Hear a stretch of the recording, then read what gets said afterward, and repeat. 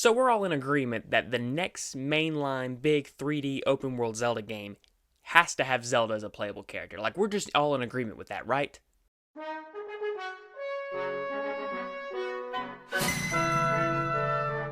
So here we are, 1 year after Tears of the Kingdom's release, and we have a brand new Zelda game, The Legend of Zelda: Echoes of Wisdom. And I just gotta say this right out the gate, I was not expecting a Zelda game this year. With all the ports and remasters we were getting at the start of 2024, I felt like that's what they were gonna do with Zelda, and as a result, I expected something else.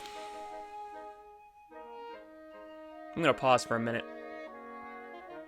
Still sad. For this game, Zelda is now the protagonist, and many people have been wanting Zelda to be playable for some time. There was some speculation about whether or not she would have a playable role in Tears of the Kingdom. That unfortunately did not happen. But that really doesn't matter, because why give her a playable segment in a game when she can be the protagonist of a whole game? And that's exactly what they did. So how is it? So I first want to touch on the main gimmick of the game, which is spawning echoes. And I have to say this out the gate.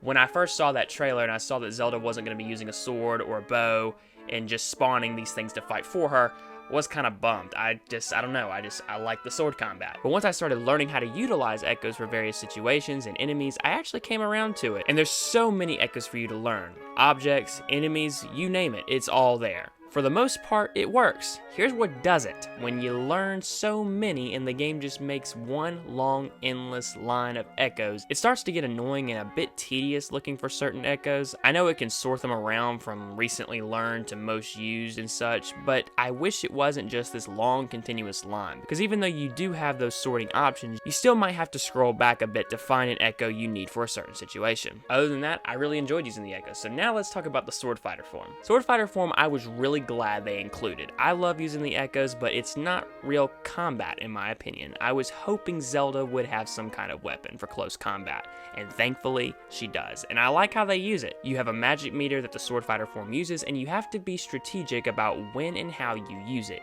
And I love that. It adds another element to the puzzle solving. You can upgrade this magic meter to be longer, and you can upgrade your sword to be more powerful. No complaints about the sword ability. And now for my favorite part, the dungeons and the overall world. I'm just gonna say it, this is top-down Breath of the Wild in Tears of the Kingdom. That's just what it is, 100%. As soon as you get done with the tutorial, meaning the start of the game, up to about the first dungeon, you can go anywhere and do anything. And I like that they've given that open world feel to a top-down Zelda game.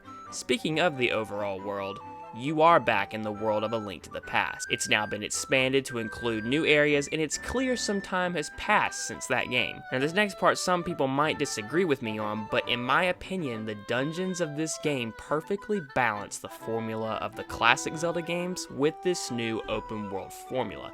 Mini bosses are back, small keys are back, secret items are back, and you can still solve the puzzles in a variety of ways. Because you have so many echoes, there may be multiple solutions. Just like in Breath of the Wild and Tears of the Kingdom, you could solve the puzzles in a variety of different ways. And I know that was a huge issue for a lot of people in Breath of the Wild and Tears of the Kingdom, is that those games were sorely lacking in the traditional Zelda elements. And I'm happy to say, a lot of those classic elements are back, but they are mixed in with this open world, kind of solve the puzzles any way you want type of feel that Breath of the Wild and Tears of the Kingdom had. Now for this next segment, I'm about to talk about the game's story and my thoughts on that. So if you haven't beat the game, I recommend skipping down to this timestamp below and you will be all good.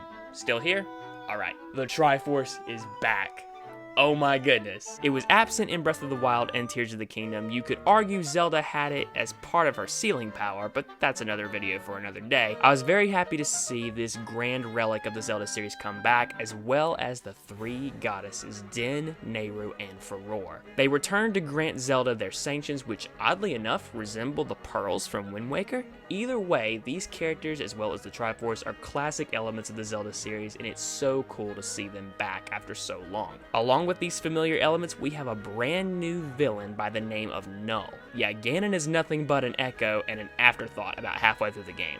Null is basically an evil version of Tri who wants to return the world to a dark void. And I gotta say, the final fight with him is so epic. Zelda and Link basically team up and you do this somewhat mini dungeon together, and then you get to fight Null together. And to have Link using his sword while you're spawning echoes and you're teaming up, this was really cool to see. And in the end, it was just a lot of fun, and with the music going with it, and at the very end you have Link and Zelda working together to get the Triforce back, and they assemble it together and they make a wish and it restores Hyrule. It was really cool, and I want more of that in the future for like the bigger 3D Zelda games. I would love that. Guys, in the end, I love the world, I love the dungeons, I love the story, I love the echoes except that. I love the music. I'm struggling to find anything that really just annoyed me or just gave me a hard time. I mean, I know a lot of people talk about the performance issues and there were some frame rate drops. Guys, that didn't bother me, and I know there's people out there who are like hardware perfectionists who like this game needs to run at perfect 60 FPS, and it's a Zelda game and it's bright and colorful and beautiful and big and you can go wherever. Are you really worried about that? In the end, if you are somebody who loves the openness of Breath of the Wild and Tears of the Kingdom, I think you're gonna like this game. And at the same time, if you are someone who loves the classic feel of the traditional Zelda games, you are also gonna like this game. I think Echoes of Wisdom is a perfect bridge of the classic and new formula that was formed in Breath of the Wild, and I think those two formulas came together beautifully in this game, and for that reason, I give this game a 9 out of 10. I think this game was amazing. I think the next big 3D Zelda game should take notes from this, and that is just what needs to happen for Zelda games in the future. That's what a lot of people have been wanting. They've wanted Nintendo to take the best of both of those and bridge them together, and I think that Echoes of Wisdom did that beautifully, and as a result, we got a really amazing, fun experience. I was very surprised with how much fun this game was. But now I want to know what you all think. Have you played Echoes of Wisdom? Comment below and let me know. If you enjoyed the video today, be sure to leave a like and consider subscribing if you are new to the channel. The support truly does mean the world. I also want to take this moment to shout out Triforce member Caleb Johns. I can't thank you enough for how much you have supported me, supported this channel. I hope you're doing well and enjoying all of your special perks. Thank you so much again for watching, and until the next video or next live stream, take care everyone.